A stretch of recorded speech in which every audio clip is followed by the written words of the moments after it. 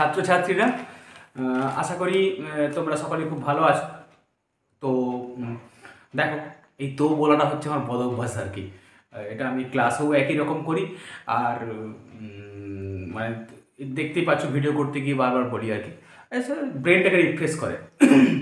তো দেখো, আমাদের আফ্রিকা কবিতাটা চলছিল, তাই তো। তো আফ্রিকার থেকে আমরা কতটা সেরেছিলাম এবার দেখে নিই। আমরা যেটুকু মনে পড়ছে, প্রাচী ধরিত্রীর বুকের থেকে ছিনিয়ে নিয়ে গেলো তোমাকে আফ্রিকা, তাই তো। আজকে আমি শুরু করছি, বাঁধলে তোমাকে বনস্পতির নিবিড় পাহারায় কৃপণ আলোর অন্তপুরে। তো দেখো, এখানে একটা কথা বলি, তোমরা এটা ভেবে নেবে না যে স্যার সব মুখস্থ করে বসে আছে, এরকম ব্যাপারটা আর কি। আমি প্রথমে একটা পয়েন্টস বলছি, হ্যাঁ, যে পয়েন্টসটা আমি লিখে রেখেছি অলরেডি, মানে সেই কথাটা তোমরা একটা জায়গায় নোট করে নেবে। প্রথমেই এটাকে নোট করে নেবে। সেটা দেখো যে রবীন্দ্রনাথ ঠাকুরের সচিব কবি অমিয় চক্রবর্তী বিদেশ থেকে বিশ্বকবিকে চিঠিতে লেখেন, যেটা হাইফেন দেবে, দিয়ে একটা কোটেশন শুরু করবে, ডবল কোটেশন। আমার কেবলই মনে হচ্ছিল আফ্রিকার এই ট্রাইব, TRIBE, ইটারনাল, ETERNAL নিয়ে আপনি যদি একটি কবিতা লেখেন। পূর্ণচ্ছেদ। আফ্রিকা সম্পর্কে আপনার কোনো কবিতা নেই, কমা, এই কবিতা পেলে কিরকম আনন্দ হবে বলতে পারি না।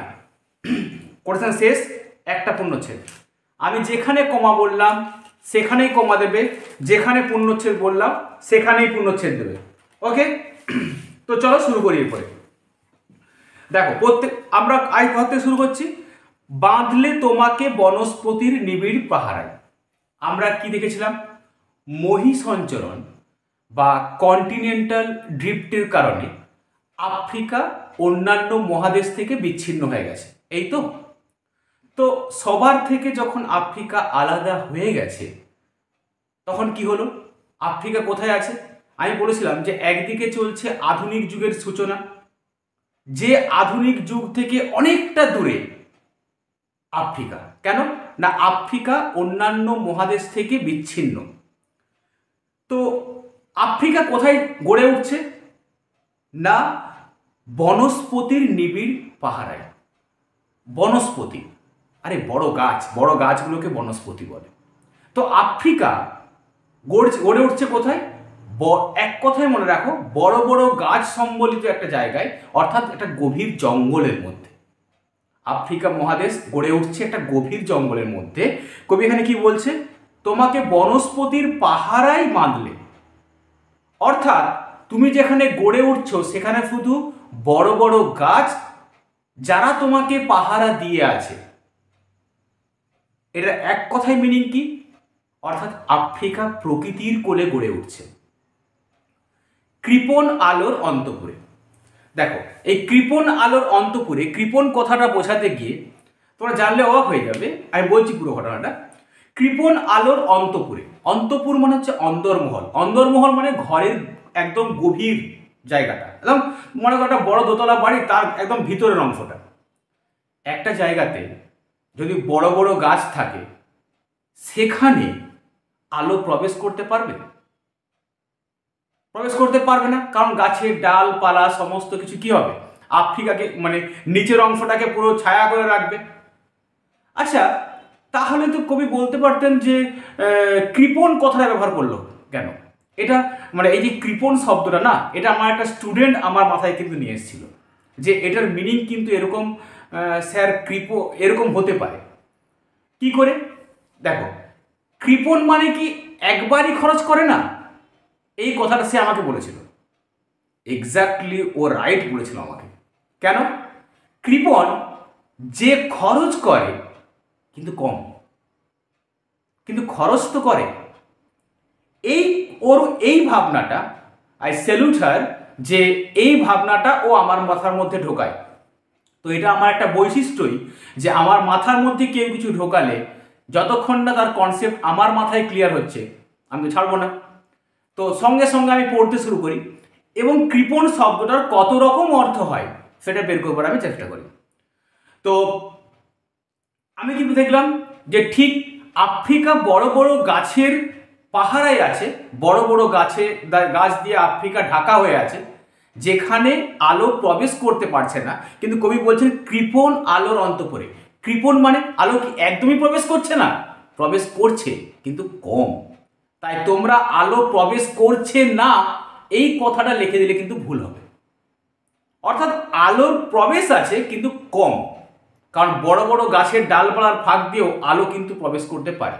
অর্থাৎ দিনের বেলাতে গভীর অন্ধকার হয়ে যায় না, অন্ধকার হয় বাট গভীর হয় না।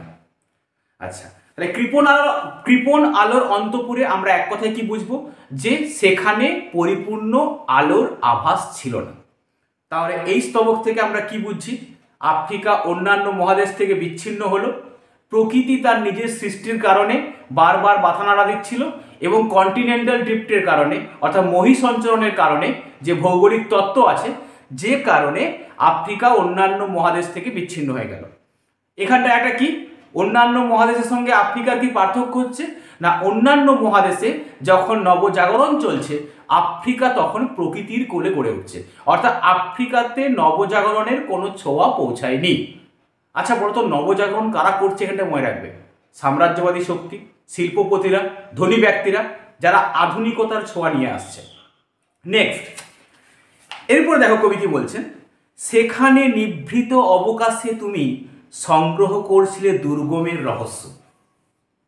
অ্যাকচুয়ালি দুর্গম কোন জায়গাটাকে বলা হয়? ধরো তুমি জঙ্গলের মধ্যে আছো, জঙ্গলের মধ্যে রাত্রে অন্ধকার। দুর্গম মানে কি? যে জায়গাটা আমরা সহজে পৌঁছাতে পারি না। আর রহস্য মানে কি? যেটা রহস্যময়, যেটা আমাদের কাছে অজানা, যে এর উপরে কী হবে, তাই না? অ্যাকচুয়ালি ভেবে দেখো, দুর্গম রহস্যটার মধ্যে কোনো রকেট সায়েন্স নেই, কিন্তু যে জায়গাগুলো দুর্গম হয় সেই জায়গাটায় রহস্যপূর্ণ হয়। একটা এক্সাম্পল দিয়ে বুঝিয়ে দিই। ধরো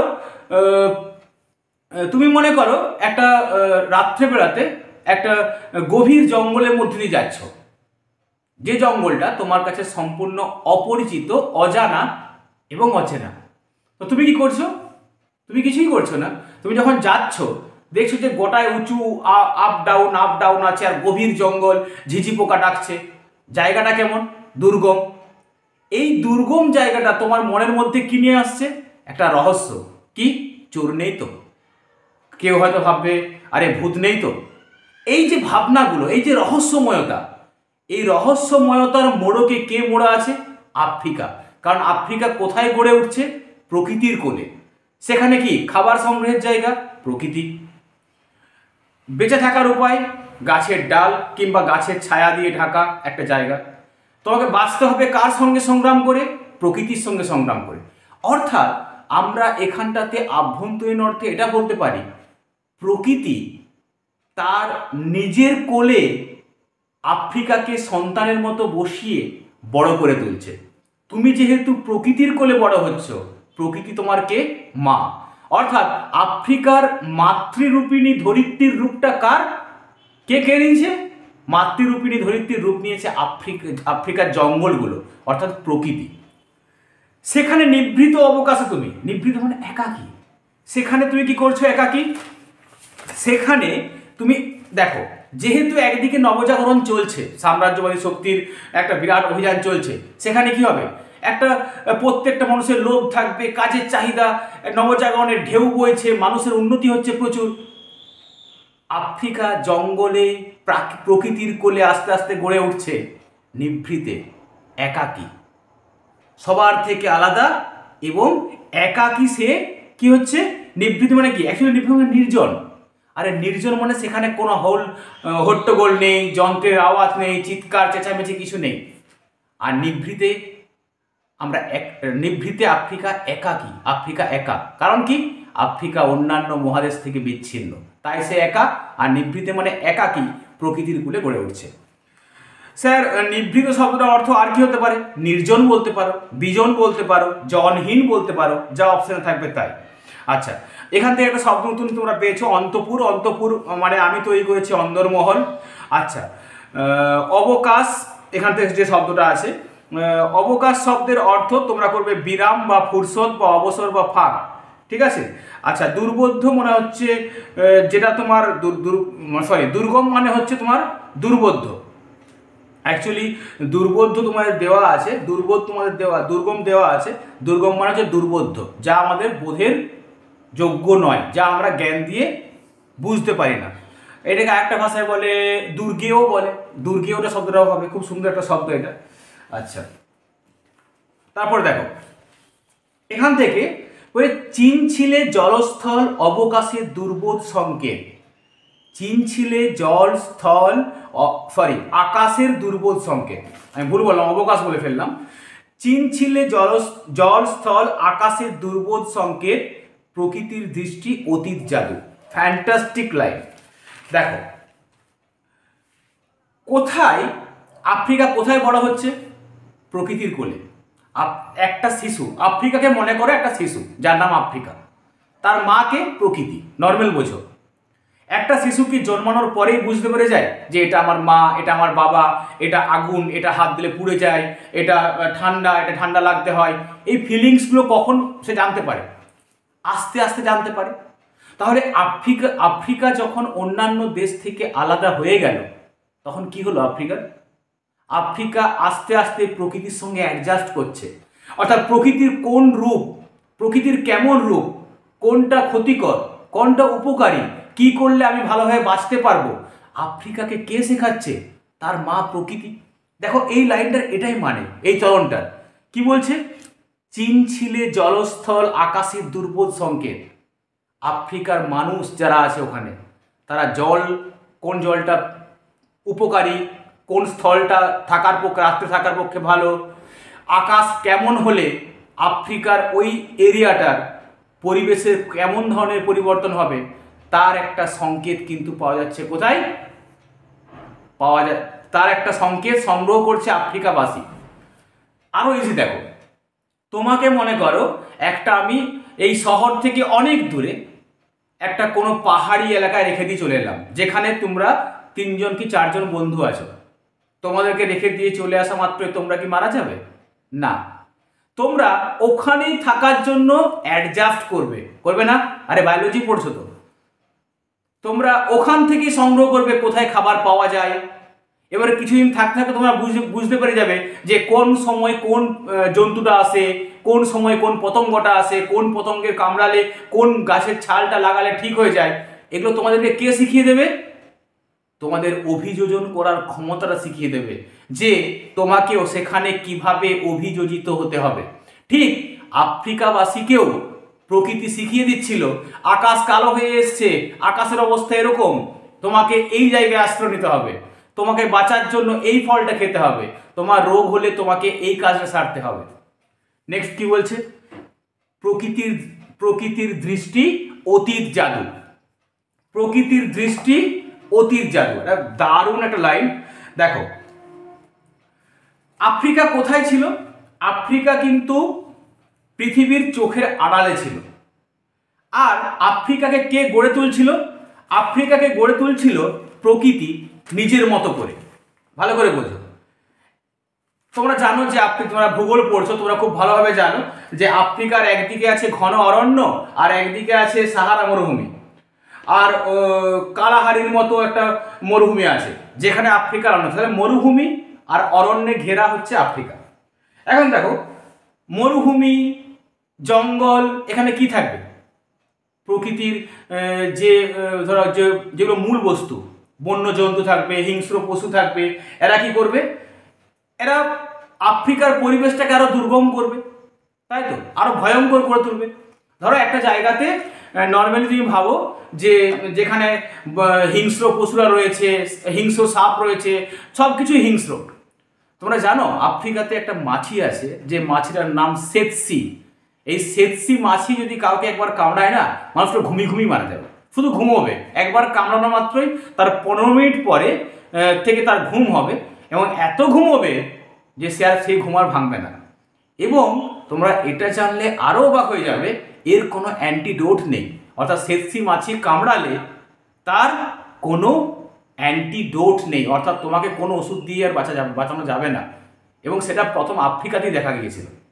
তুমি ভাবো, কিন্তু ওই আফ্রিকানবাসী তখন জানতো যে এই মাছিটা কামড়ালে কি ওষুধ দিতে হয়, সেটা সায়েন্স আজকেও আবিষ্কার করতে পারেনি। হয়েছে, অর্থাৎ এখনো পর্যন্ত সেতসি মাছির কামড় থেকে উদ্ধার হয়েছে এরকম নেই, তবে মাছির সংখ্যাটা এখন খুব কমে গেছে। যাই হোক, কি বলছে, মন্ত্র জাগাচ্ছিল তোমার চেতনাতীত মনে। হ্যাঁ, প্রকৃতির দৃষ্টি অতীত জাদু। অতীত জাদু কি? অতীত মানে কি? যেটা ঘটে গেছে। আর জাদু মানে কি? যা আমাদের দৃষ্টিগোচরে অলৌকিক বলে মনে হয়। প্রকৃতি যখন সৃষ্টি হয়েছিল না, প্রকৃতির সমস্ত সৃষ্টি ছিল একটা জাদু স্যার, প্রকৃতি, এবং সেই জাদু প্রকৃতি আজও দেখিয়ে যাচ্ছে। তোমাদের এখন প্রশ্ন হয়, স্যার প্রকৃতি কি করে জাদু দেখাচ্ছে, আপনি শোনান তো, ঢপের কীর্তন না, শোনাচ্ছি দেখো। আচ্ছা, সূর্য যে উঠছে আর সূর্য যে কোনো সময়ই ডুবছে না, এটা তোমাকে সায়েন্স বলে দিয়েছে, তাই তো?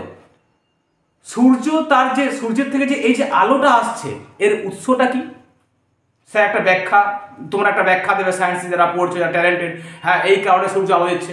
কে সূর্যের ভিতরে ঢুকে দেখেছিল যে আলোটা এখান থেকে আসছে? আচ্ছা, অন্ধকার কেন নেমে আসে স্যার? উত্তর গোলার্ধ, দক্ষিণ গোলার্ধ, এগুলো বোঝাবে। আচ্ছা, ওগুলোই আবার কি? আবার তুমি ভাবো, একটা গাছে যে গাছটায় সাদা ফুল হয়, সেই গাছটায় একসাথে লাল ফুলও হয় না কেন? স্যার সায়েন্স ডেভেলপ, একটা গাছে 5 রকম ফুল হবে। তুমি তো আর্টিফিশিয়াল বলছো, ওটা প্রকৃতির যতটা বোঝো। লজ্জাবতী গাছকে টাচ করছো, জড়ো হয়ে আছে, কেন হচ্ছে স্যার? এর মধ্যে বিরাট বায়োলজিক্যাল টার্মগুলো আছে, বিরাট কিছু ব্যাপার। কেন হচ্ছে সেটা বলো, এই জাদুটা কেন হচ্ছে? অন্ধকার কেন হচ্ছে? দিন কেন হচ্ছে? রাত কেন হচ্ছে? বৃষ্টি কেন পড়ছে? কখন বৃষ্টি পড়ছে? কেন বৃষ্টি পড়ছে? কেন ভূমিকম্প হচ্ছে? ভূমিকম্প এক জায়গায় হচ্ছে, এক জায়গায় হচ্ছে না, কেন হচ্ছে? এগুলো জাদু নয় তো আর কি? গোটাই জাদু এগুলো। তুমি যাই ভাবো না কেন, সব কিছুই কিন্তু জাদু। প্রকৃতি সবসময় আমাদেরকে জাদু দেখিয়ে যাচ্ছে, আর সেগুলোকে আমরা সায়েন্স দিয়ে ব্যাখ্যা করে করে যাচ্ছি, তাই না? এখন ব্যাখ্যা কতটা ঠিক কতটা ভুল আমি তো একজন বাংলার মানুষ হয়ে বলতে পারবো না। আমি এটুকু আমার কাছে, আমার মানে সহজ সরল একটা সিম্পল ভাবনা নিয়ে এটুকু বলি। আমি দেখছি যে সন্ধ্যা হচ্ছে, সকাল হচ্ছে, ভোর হচ্ছে, বিকেল হচ্ছে, কি করে হচ্ছে আই ডোন্ট নো। এর প্রকৃতির কারণ আমার জানা নেই। সূর্য উঠছে পূর্ব দিকে, সূর্য তো ডোবেই না স্যার, উঠবে কি করে? সূর্য, আমি দেখছি সূর্য পূর্ব দিকে উঠছে। আচ্ছা, সূর্য পূর্ব দিকটা দিয়ে উঠছে কেন, পশ্চিম দিকে উঠলো না কেন? বা পশ্চিম দিকে অস্ত যাচ্ছে কেন? একটা জিওগ্রাফিক্যাল ব্যাখ্যা তুমি আমাকে শুনিয়ে দেবে, আমি বিশ্বাস করবো কেন? হয়েছে, এখানটায় ভূমিকম্প হচ্ছে, তার পাশের গ্রামটায় ভূমিকম্প হচ্ছে না কেন? কোনো উত্তর নেই। ওখানে পাহাড় আছে, এখানে নেই কেন? এখানে গরম বেশি, আবার তুমি ভেবে দেখো, আমেরিকায় ঠান্ডা, আমাদের এখানে গরম। আবার দার্জিলিং ঠান্ডা, তার একটু আগে গরম, কেন? জাদু, জাদু, তাই না? তো দেখো, মন্ত্র জাগাচ্ছিল তোমার চেতনাতীত মনে, প্রকৃতির দৃষ্টি।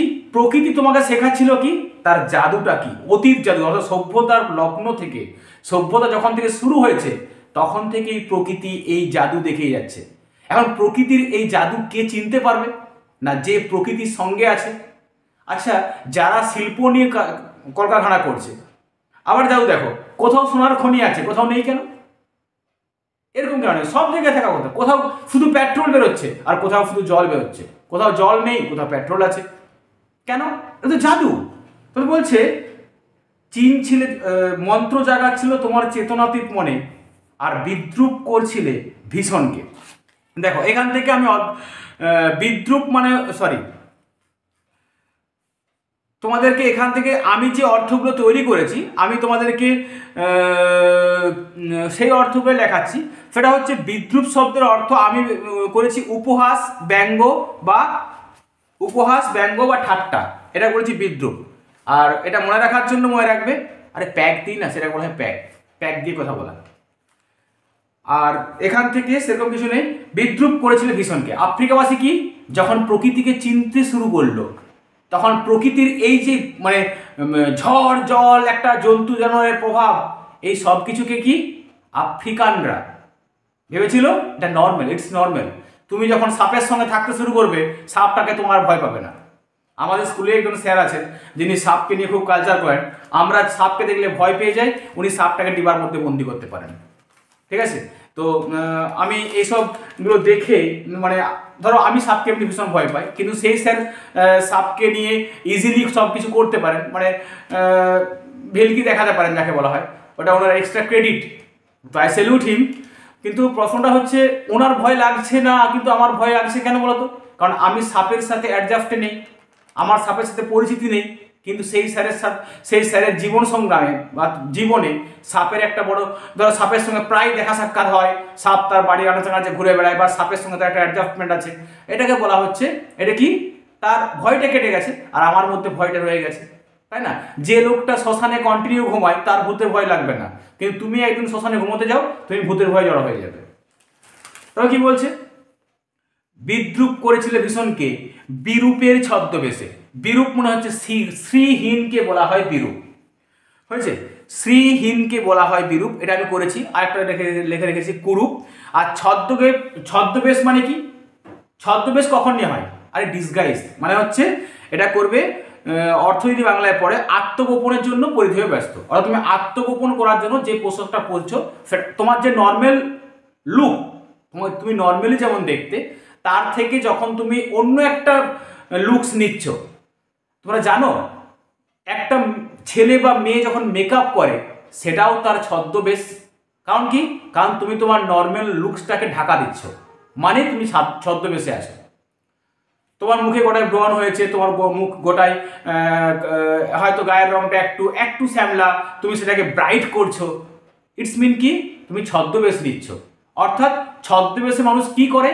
ছদ্মবেশে মানুষ একে অপরকে ঠকায়। তো এখানে লাইনটা এবার বুঝতে পেরে যাবো, বিদ্রুপ করেছিল ভীষণকে বিরূপের ছদ্মবেশে, অর্থাৎ আফ্রিকাবাসী বুঝে গিয়েছিল যে প্রকৃতির সঙ্গে কিভাবে খেলতে হয়, প্রকৃতিকেও কিভাবে হার মানিয়ে নিজেদেরকে টিকিয়ে রাখতে হবে। কারণ মনে রাখবে, এই পৃথিবীতে মানুষ একজনকেই সবচেয়ে বেশি ভালোবাসে, সেটা হলো নিজেকে, তাই না? তারপর দেখো, শঙ্কাকে চাচ্ছিলে হার মানাতে। শঙ্কা কিসের? শঙ্কা হচ্ছে প্রাণহানির। শঙ্কা কিসের? না, শঙ্কা হচ্ছে নিজেদের শেষ হয়ে যাওয়ার। তো যখন একটা মানুষ কোনো যাই কিছু হোক না কেন, যখন নিজের অস্তিত্ব বিলোপ হয়ে যাওয়ার একটা সম্ভাবনা থাকে না, তখন সে সব কিছুর বিরুদ্ধে লড়তে পারে, তার সমস্ত ক্ষমতা সে একত্রীভূত করে। তো শঙ্কাকে চাচ্ছিলে হার মানাতে, প্রকৃতি তোমার জীবন শেষ করে দিতে পারে। এটা তুমি ভাববে প্রথমে যে এখানে জঙ্গল, বন্যজন্তু, হিংস্র পশু, এদের সঙ্গে আমি কিভাবে থাকবো। এই যে শঙ্কাটা, এই যে ভয়টা তোমার মাথার মধ্যে এসেছিল, সেটা তুমি কি করেছিলে না, শঙ্কা মানে কি? ভয় বা একটা আশঙ্কা, তাই তো? তুমি আশঙ্কা করছিলে এখানে থাকবো কি করে, তুমি তোমার মনের মধ্যে ভয়টাকে দূর করতে চাইছিলে। আফ্রিকাবাসীও তাই করছিল, যে নিজের মধ্যে থাকা ভয়টাকে, যে প্রকৃতির কোলে আমি কিভাবে গড়ে উঠবো, সেটাকে সে হার মানাতে চাইছিল। তারপর কি বলছে, আপনাকে উগ্র করে বিভীষিকার প্রচণ্ড মহিমায় তাণ্ডবের দুন্দুভি নিনাদে। এখানটায় খুব ভালো করে তোমার একটা জিনিস বুঝে নিতে হবে। আমি বলে দিচ্ছি কতগুলো ওয়ার্ড। তাণ্ডব মানে শব্দের অর্থ হচ্ছে, লিখে নাও এগুলোকে, উদ্দাম নৃত্যকে তাণ্ডব বলে। যারা তাণ্ডব নৃত্য করেছিল শিব, সে সতীকে কোলে নিয়ে। তারপর হচ্ছে এটা অর্থ হতে পারে প্রলয়ঙ্কর ব্যাপার বা ভয়াবহ কোনো কিছু, এটাও বলতে পারো, কোনো অসুবিধা নেই, যে কোনো তিনটের মধ্যে একটা বলতে পারো। নেক্সট তোমরা হচ্ছে এখান থেকে জানবে বিভীষিকার পছন্দ। বিভীষিকা মানে হচ্ছে ভীষণ ভয় বা আতঙ্ক বা অতি ভয়ঙ্কর, হয়েছে। আচ্ছা, এখানটায় একটা জানো, দুন্দুভি নিনাদ। মনে রাখবে, নিনাদ কথাটার অর্থ শুধু নিনাদ। নিনাদ হচ্ছে একটা শব্দ যেটা এটা দুম দুম দুম দুম আওয়াজ করে। আর দুমদুভি নিনাদ কি না, একটা দামামা জাতীয় একটা রণবাদ্য বিশেষ, অর্থাৎ যুদ্ধে যখন যায় একটা দুম দুম দুম আওয়াজ করা হয় সৈনিকদের উজ্জীবিত করার জন্য। তো যদি শুধু নিনাদ পড়ে, নিনাদ হচ্ছে শব্দ, আর দুমদুভি নিনাদ কি? দুমদুভি নিনাদ হচ্ছে, দুমদুভি মানে হচ্ছে একটা রণবাদ্যটা। তাহলে দুমদুভি যদি পড়ে, দুমদুভি নিনাদ যদি পড়ে, তখন তোমাকে লিখতে হবে দামামা জাতীয় প্রাচীন রণবাদ্য বিশেষের শব্দ। মনে রাখবে, খেয়ালটা এসে দিতে, দুমদুভি জাতীয় প্রাচীন রণবাদ্য বিশেষের নিনাদ যোগ থাকলে কি করতে হবে? নিনাদ যোগ থাকলে তোমাকে করতে হবে শব্দ, আর নিনাদ যোগ না থাকলে তোমাকে লিখতে হবে কি না দামামা জাতীয় প্রাচীন রণবাদ্য বিশেষ যা যুদ্ধের সময় বাজানো হয়। ঠিক আছে, আপনাকে উগ্র করে বিভীষিকার প্রচণ্ড মহিমায় তাণ্ডবের দুন্দুভিনী নাদ। এখানটায় কবি কি বলছেন বলতো? তাণ্ডবের আপনাকে উগ্র করে বিভীষিকার প্রচণ্ড মহিমায়, এই লাইনটা মনে সঙ্গে লিখেই দিতে হবে। দেখো, সৃষ্টি যখন প্রথম পর্বে হয়েছিল, এটা নোটসটা আমি তৈরি করে রেখেছি, তো আফ্রিকা যখন প্রকৃতির কোলে এলো তখন আফ্রিকা সকলের থেকে কি হলো?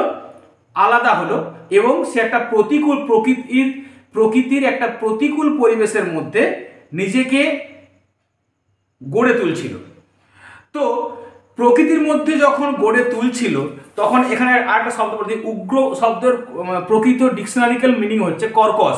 ঠিক আছে, তো এটা বলে দিই, সেটা হলো আপনাকে উগ্র করে বিভীষিকার প্রচণ্ড মহিমায়। বিভীষিকা শব্দের অর্থ আমি তোমাদেরকে বলেছি ভীষণ ভয় বা আতঙ্ক বা অতি ভয়ঙ্কর। আপনাকে উগ্র করে বিভীষিকার প্রচণ্ড মহিমায় তাণ্ডবের দুন্দুভি নিনাদে। এখানটায় তোমরা করবে, আফ্রিকা এমন একটা জায়গায় গড়ে উঠেছিল যেখানে আফ্রিকাকে সম্পূর্ণ বহিঃশত্রুর আক্রমণ থেকে রক্ষা করেছিল কে জানো? আফ্রিকাকে মানুষ এই যত নবজাগরণ হয়েছিল সমস্ত বিশ্বের মানুষ প্রথমে কেন খুঁজে পায়নি? অর্থাৎ আফ্রিকাকে কে গোপন করে রেখেছিল? আফ্রিকাকে গোপন করে রেখেছিল প্রকৃতি। এবং আফ্রিকাকে বাঁচিয়ে রাখার মূলে আফ্রিকা যদি সন্তান হয়, প্রকৃতি যদি মা হয়, তাহলে আফ্রিকাকে বাঁচিয়ে রাখতে সবচেয়ে বেশি কে উৎসাহী হবে? না, আফ্রিকাকে বাঁচিয়ে রাখতে সবচেয়ে বেশি উৎসাহী কে হবে? তার মা। কারণ সন্তানকে বাঁচানোর জন্য তোমার দিকে কোনো একটা আঘাত এলে সেই আঘাতটার সামনে আগে কে দাঁড়াবে বলো তো? কেউ দাঁড়াবে না, তোমার মা দাঁড়াবে। ধরো কেউ তোমার দিকে ঢিল ছুটছে, তোমার মা সেটা দেখলো, তুমি দেখবে তোমার ঠিক সামনে এসে তোমার মা দাঁড়িয়ে গেছে, তাই না? তো সেটাই এখানে বলা হচ্ছে যে আফ্রিকাকে বহিঃশত্রুর আক্রমণ থেকে বাঁচিয়ে রেখেছিল কে? প্রকৃতি নিজে। এবং প্রকৃতি নিজে মন প্রাণ দিয়ে আফ্রিকাবাসীকে সাপোর্ট করে যাচ্ছিল। কি করতে? যাতে আফ্রিকা কোনো প্রতিকূল পরিস্থিতির মধ্যে না পড়ে যায়। আচ্ছা, কারণ ধরো আফ্রিকা গভীর অরণ্যে মোড়া, অর্থাৎ সেই অরণ্য ভেদ করে যেখানে সূর্যরশ্মিও ঢোকে না, এবং সেই একটা দুর্ভেদ্য জায়গায় কোনো মানুষ সহজেই প্রবেশ করতে চাইবে না। তো এই যে প্রতিকূলতার ছদ্মবেশ, এই যে প্রতিকূলতাটা কি বলছে? আপনাকে উগ্র করে বিভীষিকার প্রচণ্ড মহিমায় তাণ্ডবের দুন্দুভি নিনাদে। অর্থাৎ এই প্রতিকূলতার ছদ্মবেশে আফ্রিকা কি করছে? প্রকৃতির ভয়ঙ্কর রূপটাকে বিদ্রূপ করছে। হয়েছে? আবার এখানটাতে তোমাকে করতে হবে, নিজের ভয়কে সে জয় করছে কি? একটা বিভীষিকার আশ্রয় নিয়ে। হয়েছে? এরপরে যেটা তোমাদের এখানটাতে মেন বোঝার, সেটা হলো যে আপনাকে উগ্র করে বিভীষিকার প্রচণ্ড মহিমায় তাণ্ডবের দুন্দুভি নিনাদে। অর্থাৎ এই লাইনটার অ্যাকচুয়াল অর্থটা কি সেটা হচ্ছে তোমাদেরকে বুঝতে হবে। দেখো, আপনাকে উগ্র করে, নিজেকে সর্বশক্তি দিয়ে সাজিয়ে, এটা কোনো বইয়ের মধ্যে পাবে না। এর অর্থটাকে সম্পূর্ণ আমি নিজে তৈরি করেছি। ঠিক আছে, আমি এটা তৈরি করেছি, সেটা তোমাদের পছন্দ হতেও পারে নাও পারে, but in best of my knowledge এই চরণ দুটোর এটাই সঠিক অর্থ। ঠিক আছে, এবং এ প্রসঙ্গে আমি সাহায্য নিয়েছি আমার বর্তমান যিনি শিক্ষাগুরু যার আন্ডারে আমি এখন পড়াশোনা করছি, তার সাহায্য নিয়েছি, স্যারের সাহায্য নিয়ে এই চরণের অর্থ আমি বের করেছি। আপনাকে উগ্র করে বিভীষিকার প্রচণ্ড মহিমায় আফ্রিকা কি করেছিল? না, প্রকৃতির যত রহস্য আছে, প্রকৃতির যত বিরূপ প্রতিক্রিয়া আছে, তার বিরুদ্ধে আফ্রিকা রুখে দাঁড়িয়েছিল। রুখে দাঁড়ানোর পরে কি করেছিল? না, নিজের সমস্ত ক্ষমতা দিয়ে এই প্রকৃতির প্রতিকূলতার বিরুদ্ধে একটা তাণ্ডব চালিয়েছিল। এখন তোমাদের প্রশ্ন হবে, স্যার তাণ্ডব কি? আমি বলছি উদ্দাম নৃত্য। তো প্রকৃতির সমস্ত প্রতিকূলতাকে জয় করার জন্য সমস্ত আফ্রিকাবাসী তাদের সমস্ত শক্তি নিয়ে যেন ঝাঁপিয়ে পড়েছিল সেখানে। হয়েছে? এটাকেই বলা হচ্ছে আপনাকে উগ্র করে বিভীষিকার প্রচণ্ড মহিমায় নিজের সমস্ত ক্ষমতা বলে তাণ্ডবের দুন্দুবিনী নাদে। প্রকৃতির এই রহস্যময়তার বিরুদ্ধে, প্রতিকূলতার বিরুদ্ধে যেন একটা যুদ্ধ ঘোষণা করেছিল। অর্থাৎ একটা শুধুমাত্র প্রকৃতি যে ভালো হবে তা তো নয়, প্রকৃতি কিছু বিরূপ প্রতিক্রিয়াও থাকবে। একটা ভূমিকম্প হলো, ঝড় জল হলো, একটা সৃষ্টি তৈরি, একটা আফ্রিকাবাসী কোনো কিছুটা তৈরি করছে বা ফের ধ্বংস করে যাচ্ছে প্রকৃতি। তো প্রকৃতির এই সমস্ত রহস্যময়তার বিরুদ্ধে আফ্রিকাবাসী যেন একটা যুদ্ধ ঘোষণা করেছিল এবং এই সমস্ত কিছুর বিরুদ্ধে সে লড়াই করে জিতবে, এই পণ সে নিয়েছিল। এটা হচ্ছে তোমার এই দ্বিতীয় স্তবকটার অর্থ। আচ্ছা, এখানটার